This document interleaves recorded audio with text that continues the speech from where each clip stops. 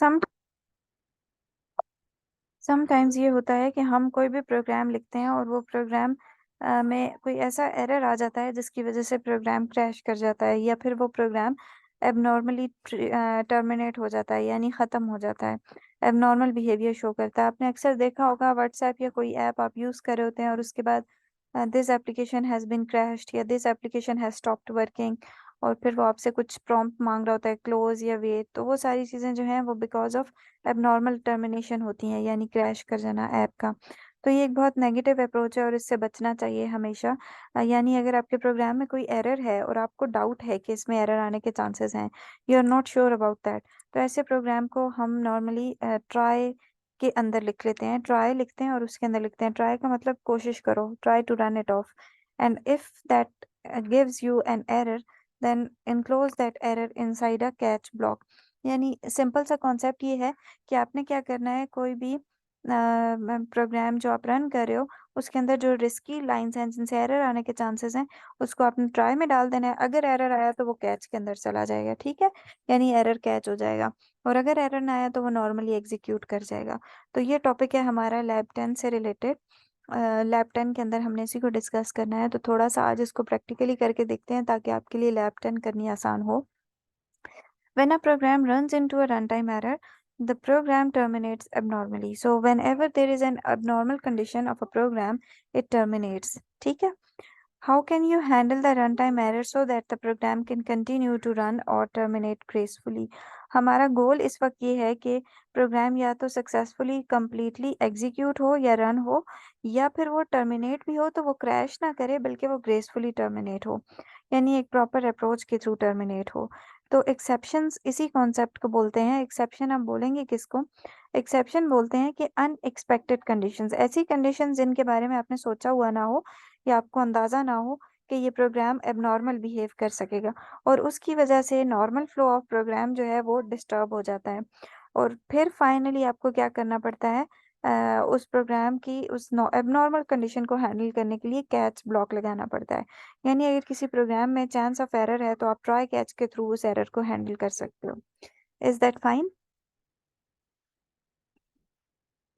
Yes ma'am. Okay.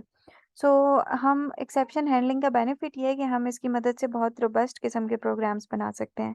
Exceptions are thrown and can be caught. Exception sometimes ऐसे होता है आपके प्रोग्राम से नॉर्मली एग्जीक्यूशन के दौरान खुद ही पैदा हो जाती हैं, यानी एरर का की सिचुएशन खुद ही रेज हो जाती है। और बाज़ औक़ात ऐसे भी होता है कि आप खुद जानबूझ के एक्सेप्शंस को थ्रो करते हो। प्रोग्राम की वायबिलिटी को देखने के लिए जानबूझ के भी हम ऐसा कोड लिखते हैं जिसकी वजह से एक्सेप्शन थ्रो हो सकती है, ठीक है?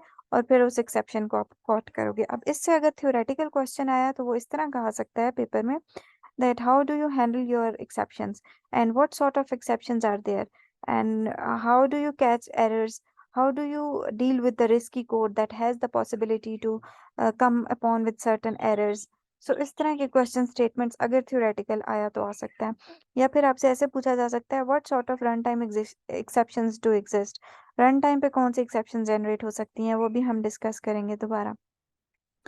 तो ऑब्जेक्ट एक ऐसी क्लास है जिसकी वजह से जिसके अंदर थ्रोएबल एक्सेप्शंस और एरर्स मौजूद हैं, यानी दो के सिचुएशन हो सकती हैं। अगर आपके प्रोग्राम में कोई मसला हो तो या तो वो एक्सेप्शन जनरेट करेगा या वो एरर जनरेट करेगा। एरर की वजह से आपका प्रोग्राम क्रैश कर जाता है और उसके एरर वाली लाइन के बाद आगे एग्जीक्यूट नहीं करता। फ़र्क ये है कि एक्सेप्शन के अंदर हम खुद ऐसा कोड जो रिस्की होता है उसको हम एक ब्लॉक में लिख देते हैं, और फिर हम कहते हैं कि अगर कोई ऐसी सिचुएशन हुई जिसको हम बोलते हैं रिस्की सिचुएशन, तो फिर ऑटोमेटिकली आपने इस कोड को एग्जीक्यूट करना है। और जब आप उसे एग्जीक्यूट करेंगे तो एग्जीक्यूट करने के बाद कैच ब्लॉक में जो भी कोड होगा उसके थ्रू आप उस एरर को कैच कर लोगे। So it is not very difficult thing. Both of these things are quite similar, error और एक्सेप्शन। सिर्फ एरर के बाद प्रोग्राम क्रैश कर जाता है और एक्सेप्शन के बाद प्रोग्राम क्रैश नहीं करता। कुछ कॉमन टाइप की एक्सेप्शंस हैं, class not found. For example आपने क्लास लिखी है ए बी सी और आप एक्सेस कर रहे हो ए बी सी डी, यानी ऑब्जेक्ट बनाते हुए आप ऑब्जेक्ट बना रहे हो ए बी सी डी का, ठीक है? तो जबकि आपकी क्लास का नाम है ए बी सी, या आपने कैपिटल या तो आपने कैपिटल एबीसी के साथ क्लास को लिखा है और आप स्मॉल के साथ एक्सेस कर रहे हो, तो दैट इज बहुत ज़्यादा रिस्की, ठीक है? समझे आप बात? तो ये जो सिचुएशन होती है इसके अंदर हम जो एक्सेप्शन जनरेट होती है वो होती है क्लास नॉट फाउंड, यानी वो ढूंढ रहा है इसको लाइक और उसको वो मिल नहीं रही। ठीक हो गया।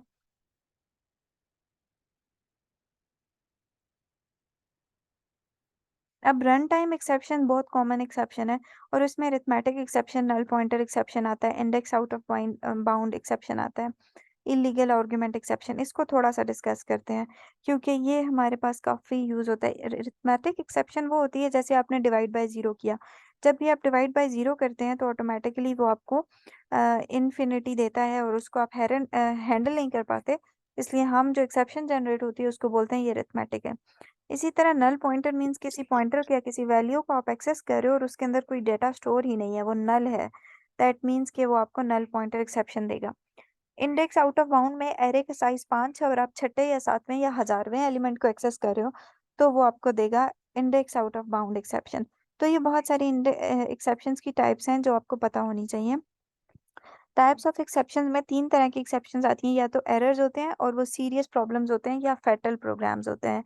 उसके अंदर आप क्या करते हो कि वो प्रोग्राम को किल कर देते हैं और फर्दर आप एग्जीक्यूशन नहीं कर सकते, दोबारा आपको प्रोग्राम को चलाना पड़ता है।